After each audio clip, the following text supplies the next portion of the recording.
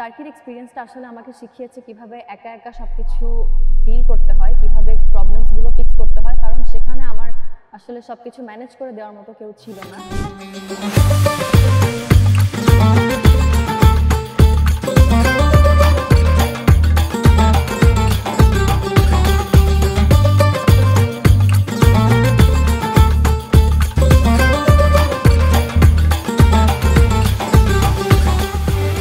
ধরুন আপনি বাংলাদেশের কোনো বিশ্ববিদ্যালয়ের একজন স্টুডেন্ট এবং এই মুহূর্তে একটি দারুণ সুযোগে লেকচার নিচ্ছেন তুরস্কের কোনো ইউনিভার্সিটিতে।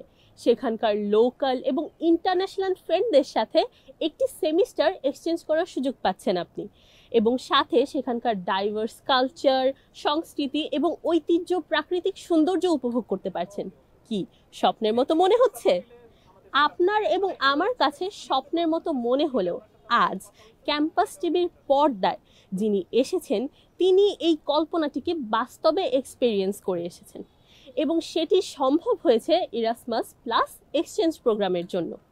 আজ আমরা আপুর কাছ থেকে জেনে নেব কিভাবে একজন ড্যাফোডিলিয়ান খুব সহজেই নিজের একাডেমিক কারিকুলামের একটি সেমিস্টার দেশের বাইরের কোনো ইউনিভার্সিটিতে পড়ার সুযোগ লুফে নিতে পারে। স্বাগতম জানাচ্ছি আপনাদের সবাইকে ক্যাম্পাস টিভির বিশেষ আয়োজন রোড টু ড্যাফোডিল টু টার্কিতে। আপনাদের সাথে আছি আমি আফিয়া নুরিদিতা, এবং আমাদের সাথে আছেন আজকের অনুষ্ঠানের বিশেষ অতিথি ফাতেমাতুজ জোহরা আপু। আচ্ছা আপু, শুরুতে একটা কথা বলছি, আপনি তো অনেক স্মার্ট, এলিগেন্ট, ওয়েল স্পোকেন একজন মানুষ, কিন্তু রিসেন্টলি তুরস্ক থেকে ফিরে আসার পর আপনার স্মার্টনেসটা যেন আরো বেড়ে গেছে। কি রহস্য এনেছেন তুরস্ক থেকে আমাদেরকে একটু বলুন। তোমাকে অসংখ্য ধন্যবাদ রিদিতা, আমাকে এত সুন্দর করে পরিচয় করিয়ে দেওয়ার জন্য। আমি আসলে বলবো যে ব্যক্তিত্বের যে ব্যাপারটা থাকে, আমরা পার্সোনালিটি যেটা থাকে আর কি, মানুষের প্রত্যেকের আলাদা আলাদা হয়, এবং আমার মনে হয় যে আসলে এটা আমরা প্রতিনিয়ত ইমপ্রুভ করতে পারি, এটা নিয়ে কেউ জন্মায় না। এবং আমাদের এক্সপিরিয়েন্স যত বেশি হেভি হবে, আমার মনে হয় যে ব্যক্তিত্বটা আসলে তত বেশি আমাদের ইমপ্রুভ হতে থাকে। আমি টার্কির এক্সপিরিয়েন্সটার সাথে যদি আমার ব্যক্তিত্বকে কানেক্ট করতে যাই, তাহলে অবশ্যই আমি বলবো যে আমি আগের থেকে অনেক বেশি কনফিডেন্ট হয়েছি, বা আমি অনেক বেশি ইন্ডিপেন্ডেন্ট ফিল করি, কারণ টার্কির এক্সপিরিয়েন্সটা আসলে আমাকে শিখিয়েছে কিভাবে একা একা সব কিছু ডিল করতে হয়, কিভাবে প্রবলেমসগুলো ফিক্স করতে হয়, কারণ সেখানে আমার আসলে সব কিছু ম্যানেজ করে দেওয়ার মতো কেউ ছিল না। তো এটা আসলে যারা স্পেসিফিক্যালি কমফোর্ট জোন থেকে বের হতে চায় না, তাদের জন্য খুব বড় একটা অপরচুনিটি আমি বলবো, যাতে তারা আরও বেশি কনফিডেন্ট ফিল করে। সুতরাং ব্যক্তিত্বের বিষয়টা আসলে এটার সাথে অনেকটা কানেক্টেড, যেহেতু ওখানে আরও বিভিন্ন দেশ থেকে অনেক স্টুডেন্টসরা আসে ইরাসমাস প্রোগ্রামে, এবং তাদের সাথে আমরা বিভিন্ন অ্যাক্টিভিটিস করে থাকি, যে কারণে আসলে আমাদের ব্যক্তিগতটা আমরা নোটিসও করি না, বাট ইমপ্রুভ হয়ে যায়। আচ্ছা আপু, ড্যাফোডিল থেকে এই এক্সচেঞ্জ ইভেন্টটার প্রসেসটা আমাদেরকে একটু সহজে বলবেন। আচ্ছা, এই প্রসেসটা আসলে খুবই ইজি। স্টুডেন্টসদের জন্য আসলে অ্যাপ্রোচ করতে একটু অসুবিধা হয়, কারণ তারা প্রসেসটা জানে না। আমি খুব ব্রিফলি বলার চেষ্টা করছি।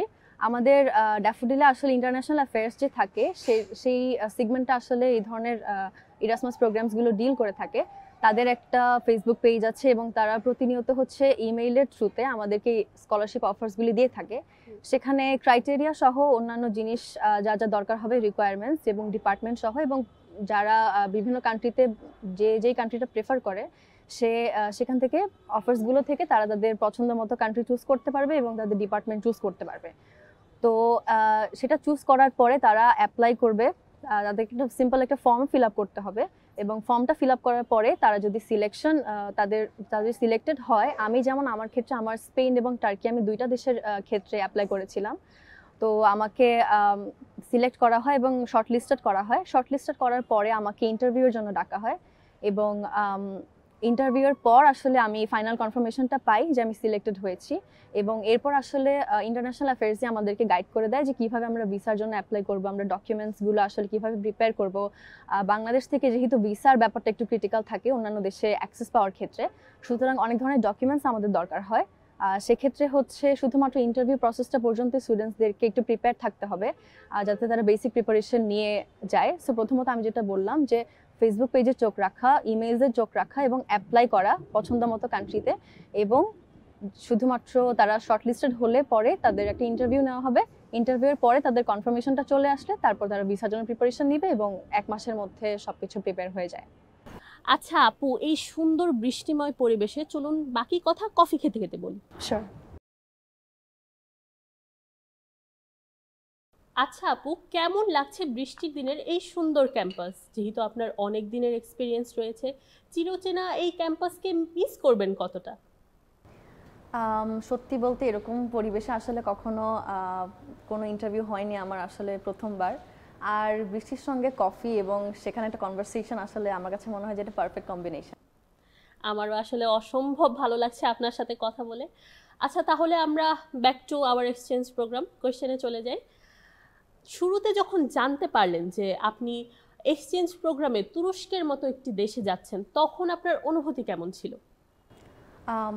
অসাধারণ। আমার এখনো মনে আছে যে সৌভিক স্যার আমাকে কল করেছিলেন অফিসে এবং ডেকে আমাকে বলেছিলেন যে তোমাকে টার্কির জন্য সিলেক্ট করা হয়েছে। আমি সেই মুহূর্তে আসলে খুব একটা রিঅ্যাক্টিভ ছিলাম না, কিন্তু আমি বোঝাতে পারবো না যে কতটা এক্সাইটমেন্ট আমার মধ্যে কাজ করছিল। আমার বিশ্বাস হচ্ছিল না যে আমি এত র্যান্ডমলি অ্যাপ্লাই করেছি ইমেল থেকে, কিন্তু এভাবে যে আমার আসলেই সুযোগ হবে বা কখনো যাওয়া হবে, এটা আমি কখনো ভাবিনি। আর আমার ফ্যামিলির জন্য আর আমার জন্য, দুজনের জন্য আসলে নিউজটা পাওয়ার পর খুবই প্রাউড একটা মোমেন্ট ছিল। আচ্ছা আপু, এবারে জানতে চাচ্ছি যে অনেক সময়ই মেয়েরা এ ধরনের বড় ইভেন্ট মিস করে ফেলে, বিকজ মেয়েদের অনেক বাউন্ডারিজ আছে, বাইরে তারা যেতে পারে না, আউটগোয়িং হয় না। এই ব্যাপারে আপনার কি মতামত? আমার মনে হয় যে আসলে বাংলাদেশের ক্ষেত্রে বা যে কোনো এশিয়ান কান্ট্রির ক্ষেত্রে মেয়েদের জন্য এই ধরনের অপরচুনিটিগুলি একটু ডিফিকাল্ট হয়ে দাঁড়ায়। কারণ একটা কেস হতে পারে যে মা বাবারা একটু কনজারভেটিভ ধরনের হয় এবং তাদের তাদের মেয়েদেরকে বাহিরে পাঠানো, যেহেতু স্টাডি অ্যাব্রড যখন স্টুডেন্টরা বাহিরে যায় তখন দেখা যাচ্ছে যে তাদেরকে সেখানে থাকতে হচ্ছে একটা কমপ্লিটলি নিউ একটা পরিবেশ। মা বাবা আসলে ভরসা পান না বা তাদের ক্ষেত্রে একটা সংশয় কাজ করে যে পারবে কিনা। আরেকটা বিষয় হতে পারে যে আমাদের নিজেদের মধ্যে একটা ভয় ঢুকে যায় যে নতুন একটা পরিবেশে গিয়ে আমি খাপ খাইয়ে নিতে পারবো কিনা, বা আমরা আমাদের কমফোর্ট জোন থেকে অনেক সময় বের হতে চাই না, সে কারণে আমরা কখনো অ্যাপ্লাইও করি না আসলে। তো আমার মনে হয় যে এই ক্ষেত্রে মা বাবার সাথে যথেষ্ট আন্ডারস্ট্যান্ডিং হতে হবে এবং চেষ্টা করতে হবে তাদেরকে কনভিন্স করার, কারণ হচ্ছে এই অপরচুনিটিটা আসলে একদম লাইফ চেঞ্জিং একটা অপরচুনিটি। আসলে অভিজ্ঞতার পরে বোঝা যায় যে কতটা চেঞ্জ এসেছে। সুতরাং আমার ফ্যামিলিও আমাকে আসলে খুব একটা বের হতে দিতে চাইতো না, কিন্তু টার্কি থেকে আসার পর থেকে আমার যখন প্রয়োজনে তাগিদে বাহিরে যাওয়া হয় তখন আমার মা বাবা নিজেরাই বলে যে তুই তো টার্কি থেকে ঘুরে আসছিস, তোকে নিয়ে কোনো চিন্তা নেই। তো আমার মনে হয় যে এরকম বোল্ড স্টেপস নিলে আসলে মা বাবা নিজেরাও কনফিডেন্ট ফিল করে এবং এরপর থেকে আসলে তাদেরও একটা ভরসা চলে আসে। এবং আমার মনে হয় যে সবারই, স্পেশালি মেয়েদের, এই ধরনের অপরচুনিটিসগুলো গ্র্যাব করা উচিত। আসলেই এটা সত্যি কথা যে স্টুডেন্টদের এই ধরনের প্রোগ্রাম, এক্সচেঞ্জ প্রোগ্রাম গ্র্যাব করা উচিত। এতে কনফিডেন্ট বাড়ে, আরও অনেক ধরনের সুযোগ সুবিধা পায়। এবারে তাহলে তুরস্ক নিয়ে কিছু প্রশ্ন করা যায়। তুরস্ক একটি সংস্কৃতি এবং সমৃদ্ধশালী দেশ। এই দেশের কালচারাল কোন দিকটা আপনার সব থেকে বেশি ভালো লেগেছে? Absolutely true. তুরস্ক আসলেই খুবই কালারফুল একটা দেশ এবং সেটা ঘুরে দেখলে বোঝা যায়। এক একটা শহর মনে হয় যে এক একটা দেশের মতো। আমার সৌভাগ্য হয়েছে আমি 4-5টা শহর ঘুরে দেখতে পেরেছি এত কম সময়ের মধ্যে। আমি ইজমির, মার্সিন, ক্যাপাডোকিয়া এবং তারসুসে যাওয়ার আমার সৌভাগ্য হয়েছে এবং 4টা শহরই হচ্ছে এক এক ধরনের ডিফারেন্ট একটা ভাইব দেয়। তো আমি বলবো আসলে এক্ষেত্রে আমি যেহেতু তাদের সবগুলি কালচারাল প্রোগ্রাম দেখতে পারিনি, কিন্তু একটা ফেস্টিভ্যাল আমার দেখার সুযোগ হয়েছে যেটা আমার রিজিয়নে হয়েছিল, সেটা হলো অরেঞ্জ ফেস্টিভ্যাল। আমি একটু ব্রিফলি বলি। ওদের হচ্ছে এপ্রিলের দিকে একটা ফেস্টিভ্যাল হয়। সেটা সেটা যখন হয় সেটা অনেকটা আমাদের দেশের পহেলা বৈশাখের মতো। সবাই গাছে গাছে দেখা যায় যে অরেঞ্জেস থাকে এবং সেটা কখনো কেউ পেরে খায় না, কারণ অরেঞ্জেসগুলি খুবই বিটার ধরনের হয়।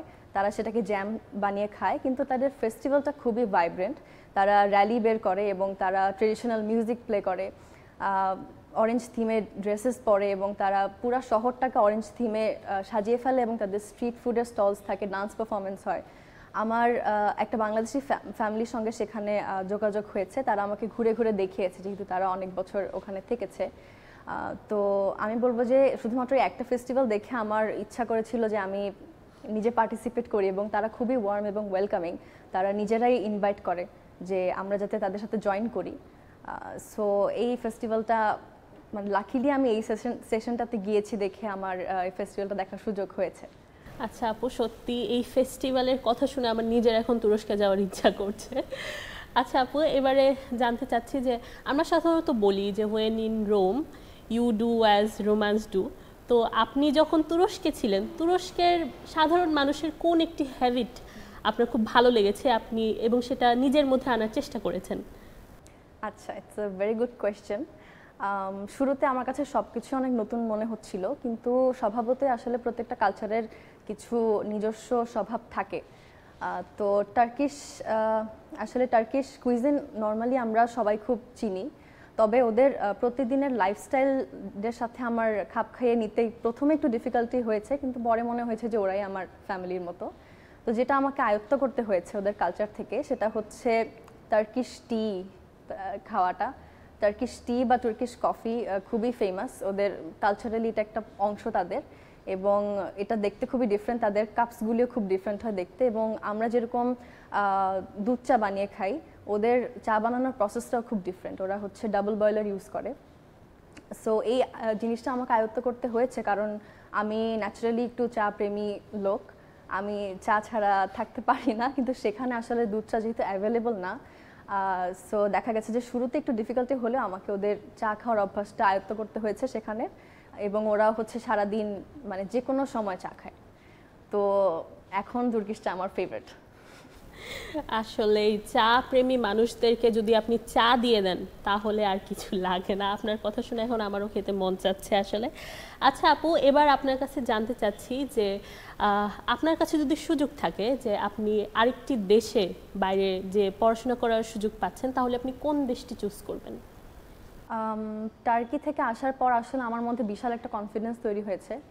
আমার কাছে মনে হয় যে আমি ইউরোপিয়ান কান্ট্রিজগুলিতেই যাব আমি যদি আবারও সুযোগ পাই। আমার তার মধ্যে প্রেফারেন্স যদি থেকে থাকে, আমার সবচেয়ে ভালো লাগে হচ্ছে ইটালি এবং স্পেন, কারণ কালচারালি এই দুইটা দেশও আসলে কালচারালি খুবই এক্সপ্রেসিভ, এবং তাদের হিস্টোরি খুবই রিচ, যে কারণে হচ্ছে প্রত্যেকটা পয়েন্টে আসলে অনেক কিছু জানার থাকে। তো আমার কাছে মনে হয় যে যদি আমি মাস্টার্স করি, আমার কাছে মনে হয় যে লং টার্মের জন্য স্পেন বা ইটালিতে পারসিউ করা উচিত। এছাড়া যদি আমি ইরাসমাসের মতো কোনো প্রোগ্রামে যেতে চাই শর্ট টার্মের জন্য, তাহলে আমি সাউথ কোরিয়া প্রেফার করব, কারণ সাউথ কোরিয়ার ব্যাপারে আমার এক ধরনের ফ্যাসিনেশন কাজ করে। সুতরাং এই কয়টা দেশ আমার কাছে মনে হয় যে আমি যদি আবারও সুযোগ পাই আমি আবারও যেতে চাই। ঠিক আছে আপু। আচ্ছা, আমরা জানি যে আপনি কিন্তু অসাধারণ ছবি আঁকেন।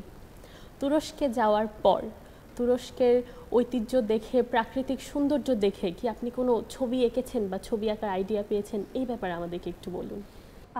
হ্যাঁ, আমার কাছে মনে হয় যে ছবি আঁকাটা আসলে একটা হিলিং প্রসেস হিসেবে কাজ করে। সবারই কিছু না কিছু আঁকার চেষ্টা করা উচিত, প্রত্যেকের আলাদা কিছু ট্যালেন্ট থাকে। আমি যখন ক্যাপাডোকিয়াতে যাই, তখন আমার কাছে আসলে ক্যাপাডোকিয়াটা আমার সবচেয়ে পছন্দ হয়েছে, যে কয়টা শহর আমি ঘোরার সুযোগ পেয়েছি তার মধ্যে। তো আমি চেষ্টা করেছি যে ক্যাপাডোকিয়ার কোনো একটা সিন যদি ক্যাপচার করা যায়। আচ্ছা আপু, এবারে আসি, আপনি ড্যাফোডিল থেকে এক্সচেঞ্জ ইভেন্টে গিয়েছেন তুরস্কের মতো একটি দেশে, সেখানে থেকেছেন, সেখানের প্রত্যেকটা জিনিস এক্সপিরিয়েন্স করেছেন, আপনার নতুন ফ্রেন্ড হয়েছে সেখানে। এই পুরো প্রসেসটাকে যদি আপনার মার্কিং করতে হয় তাহলে 10-এর মধ্যে কত দেবেন? আমার মনে হয় যে আমি 10-এর মধ্যে এটাকে 9 দিব। আমার যদি ইস্তানবুল বা আন্তালিয়া ভিজিট করা হতো, যেহেতু আমার টার্গেট লিস্টে ছিল, তাহলে আমি 10-এর মধ্যে 10ই দিতাম, এবং আরও বেশি হলে আরও বেশি দিতাম। ওভারঅল যদি অভিজ্ঞতার কথা বলতে যাই, তাহলে সব সময় আসলে আনন্দের সময় ছিল না। হোম সিকনেস, ল্যাঙ্গুয়েজ ব্যারিয়ার, এবং বাজার করা, 3 বেলা রান্না করা, তার পাশাপাশি স্টাডি করা একটু ডিফিকাল্ট ছিল কোপ আপ করাটা। তো আনন্দের বিষয়গুলো আসলে অনেক বেশি। সুতরাং আমি আসলে এটাকে 10-এর মধ্যে 9 দিতে চাই, কারণ আমি যে মেমোরিজগুলি রেখে এসেছি, আমি যদি আবারও সুযোগ পাই আমি আবারও সেই মানুষগুলির সাথে দেখা করতে চাই, আবারও সেই জায়গাগুলোতে ঘুরতে চাই, এবং আমি চাই, ম্যানিফেস্ট করছি যে আমার যাতে ফিউচারে আরেকবার এই ধরনের সুযোগ আসে। ঠিক আছে আপু, আমরাও আপনার সাথে ম্যানিফেস্ট করছি যেন আপনি আবার তুরস্কে যেতে পারেন, আর সাথে আমাদেরও নিয়ে যেতে পারেন। আচ্ছা, এবারে আপু জানতে চাই যে আপনি নতুন একটি ভার্সিটিতে একটি সেমিস্টার কাটিয়েছেন, সেখানে নতুন স্টুডেন্ট, তো সেখানে ফ্রেন্ডশিপ বন্ডিংটা ঠিক কেমন হয়েছিল? কতজন ফ্রেন্ড ছিল বা আপনার রুমমেট কেমন ছিল? আমরা যেহেতু গেস্ট হাউসে ছিলাম, আমাদের প্রত্যেকের রুম আলাদা ছিল। সুতরাং আমরা যেটা করতাম আমাদের বন্ডিংটা স্ট্রং করার জন্য, আমরা হচ্ছে প্রায় প্রায় উইকলি চেষ্টা করতাম কিছু একটা রান্না করে আমাদের ফ্রেন্ডসদেরকে আর কি রুমে রুমে গিয়ে দিয়ে আসতে, এবং ওরাও সেম কাজটা করতো। কেউ কখনো খালি বাটি পাঠায়নি। সুতরাং দেখা গেছে যে দিন শেষে আসলে একটু কফি খাওয়া বা স্কেজুল ম্যাচ করে, যেহেতু আমরা ডিফারেন্ট ডিপার্টমেন্টসের, ইরাসমাস থেকে বিভিন্ন কান্ট্রি থেকে আসলে সবাই একটা সেমিস্টারে আসে, এবং প্রত্যেকের কালচার আলাদা, প্রত্যেকের বিভিন্ন ধরনের স্টোরিজ থাকে। সুতরাং আমরা প্রায় প্রায় দেখা যেত যে কফি খেতে যেতাম, এবং তখন আমরা এগুলো নিয়ে আলোচনা করতাম। আরেকটা আমি এক্সপিরিয়েন্স বলবো যে আমি যখন সেখানে ছিলাম তখন রামাদান ছিল। সো দেখা গেছে যে আমার 2টা জর্ডান এবং তুনিজিয়ান ফ্রেন্ড হয়েছে যারা প্রচণ্ড প্র্যাকটিসিং মুসলিম, এবং ওদের জন্য আমি আসলে মস্কে যাওয়ার সুযোগ পেয়েছি। টার্কির মস্কগুলি খুবই সুন্দর এবং আর্কিটেকচারালি খুবই সুন্দর। সুতরাং সেখানে যে আমার প্রে করার সুযোগ হয়েছে, এবং তাদের সাথে রামাদান সেলিব্রেট করা, ঈদ সেলিব্রেট করা, একসাথে ইফতার বানানো, এই মুহূর্তগুলো আসলে ভোলার মতো না কখনোই। আসলেই। আর বাংলাদেশের যে একটা কালচার আছে, খালি বাটি ফেরত দেওয়া যাবে না, সেটিও দেখা যায় তুরস্কেও আছে। এত বেশি ডিফারেন্টটা বাংলাদেশ থেকে। আচ্ছা, তাহলে আপু এবার আমরা ড্যাফোডিলে ফিরে আসি। আমরা জানি যে আপনি ড্যাফোডিলে অনেক ক্লাবের সাথে জড়িত রয়েছেন, কালচারাল ক্লাব এবং বিভিন্ন ধরনের ক্লাবের সাথে। এই ক্লাবের সাথে জড়িত থাকাটা আপনার এই এক্সচেঞ্জ ইভেন্টে আপনাকে কতটুকু সাহায্য করেছে, কিভাবে করেছে?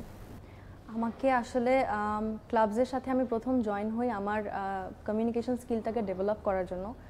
প্রথম আমি যে ক্লাবে জয়েন হয়েছিলাম সেটা হচ্ছে ডিবেটিং ক্লাব, কারণ আমার পারপাসে ছিল আমি আমার কমিউনিকেশন স্কিলটাকে ডেভেলপ করব। এরপর আমি পাশাপাশি e business club, SBSF, voluntary service club এবং আমার নিজস্ব ডিপার্টমেন্টের ক্লাব ELC, এই কয়টা ক্লাবে ছিলাম। এবং প্রত্যেকটা ক্লাবের আলাদা কিছু পারপাস থাকে, কিছু আলাদা আলাদা অ্যাক্টিভিটিস থাকে, যেগুলো আসলে আমাদের স্কিলসে অটোমেটিক্যালি কাজ করে আমরা বুঝতে পারি না। সুতরাং আমি শুধুমাত্র আমার কমিউনিকেশন স্কিলটাকে ডেভেলপ করিনি, এর পাশাপাশি আমার কোল্যাবোরেশন, আমার টিম ম্যানেজমেন্ট, নেটওয়ার্কিং এবং অ্যাডাপ্ট করার যে মানসিকতাটা, সেটা আমার তৈরি হয়েছে। এবং ক্লাবসগুলোর সঙ্গে পার্টিসিপেট করাতে আসলে এই ধরনের স্কলারশিপ প্রোগ্রামগুলোতে খুবই হেল্প করে, কারণ আমরা আমাদের রেজিউমেগুলোকে ভারী করতে পারি, আমরা আমাদের স্কিলসগুলোকে সেখানে অ্যাড করতে পারি। এবং বাহিরের কান্ট্রিতে আসলে এই জিনিসগুলো বেশি খোঁজে তারা, কারণ হাই CGPA অনেকেই মেনটেন করতে পারে, কিন্তু তার পাশাপাশি আসলে তারা কতটা নিজেদেরকে দক্ষ করছে যে কোনো পরিস্থিতিতে টিকে থাকার জন্য। কারণ আমাদের এখন প্রতিনিয়ত চেঞ্জ হচ্ছে, আজকে AI এর যুগ আসছে, কালকে বিজনেস ফিল্ড, কালকে ইঞ্জিনিয়ারিং, এরকম করে করে আসলে আমাদের প্রতিনিয়ত র্যাপিড একটা চেঞ্জ হয়, যেটার সঙ্গে আসলে মানানসই করার জন্য কিছু কোর স্কিলস লাগে। তো সেই স্কিলসগুলো আমার মনে হয় যে ক্লাবে জয়েন থাকার মাধ্যমে প্র্যাকটিস হয়ে যায়। আসলেই স্কিলস প্রচুর দরকার। CGPA তো অনেকেই মেনটেন করে, কিন্তু কজন পারে বাইরের মানুষের সাথে ভালো মতো কমিউনিকেট করতে, এটা সবাই পারে না। আসলেই আমাদের ড্যাফোডিলের যে ক্লাবগুলো রয়েছে এগুলো আমাদের সত্যি অনেক হেল্প করে।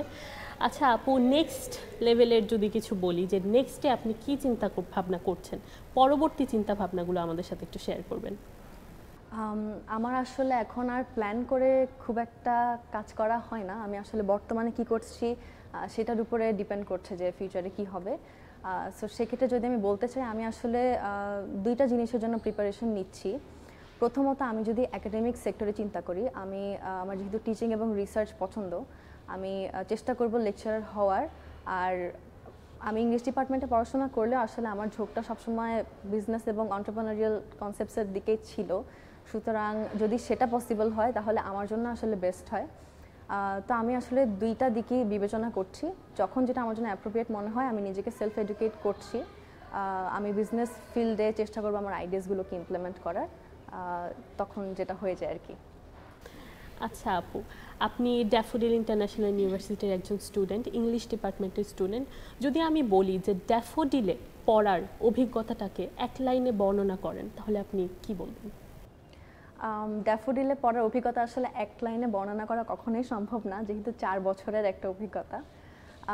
তবু আমি বলবো যে আমার আসলে এটা একটা খুবই সিগনিফিক্যান্ট ফেজ ছিল আমার জীবনের, কারণ আমি আসলে পড়াশোনার পাশাপাশি অনেক কিছু করার চেষ্টা করেছি, এবং আমার খুবই সুন্দর সুন্দর স্মৃতি আছে। যেমন আপস অ্যান্ড ডাউনস ছিল, তেমন আমার স্মৃতিগুলো আসলে খুবই মনের মধ্যে গেঁথে থাকবে অনেক দিন যাবৎ। সুতরাং আমার কাছে মনে হয় যে ড্যাফোডিলের কোর স্ট্রেংথ হচ্ছে এটা একটা গ্রিন ক্যাম্পাস এবং ইকো ফ্রেন্ডলি, এবং অন্যান্য যে জিনিসগুলো তাদের আমার ইনিশিয়েটিভ যেটা আমি সবচেয়ে বেশি অ্যাপ্রিসিয়েট করি সেটা হচ্ছে তাদের অ্যাক্টিভ ক্লাবস, এবং প্রতিনিয়ত কিছু না কিছু চলতেই থাকে। প্রচণ্ড ইভেন্টফুল একটা ক্যাম্পাস থাকে, এবং হচ্ছে স্টার্ট আপ ইভেন্টস থাকে।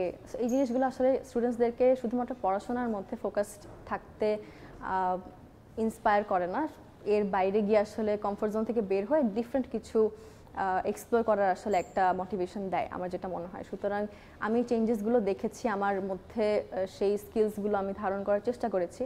আমার কাছে মনে হয় যে এটা একটা ওয়ার্দি এক্সপিরিয়েন্স আমার জন্য, বা একটা ওয়ার্দি ফেস আমার লাইফে। আপনাকে এটার জন্য ধন্যবাদ। এবারে জানতে চাচ্ছি যে লাস্টলি এই যে আপনি তুরস্কে গেলেন, এক্সচেঞ্জ ইভেন্টে পার্টিসিপেট করলেন, এই পুরোটার ইভেন্টের জন্য আপনি ক্লোজিং হিসেবে কি বলতে চান? আমি আসলে তাদেরকে অবশ্যই আমি তাদেরকে রিকোয়েস্ট করছি, এবং তাদেরকে তারা যদি ইন্সপায়ার্ড ফিল করে থাকে 1%ও, অবশ্যই আমি আমার জুনিয়রদেরকে বলবো যাতে তারা অবশ্যই এই ধরনের কোনো একটা স্কলারশিপে তারা অবশ্যই অ্যাপ্লাই করে, অন্তত যাতে ট্রাই করে।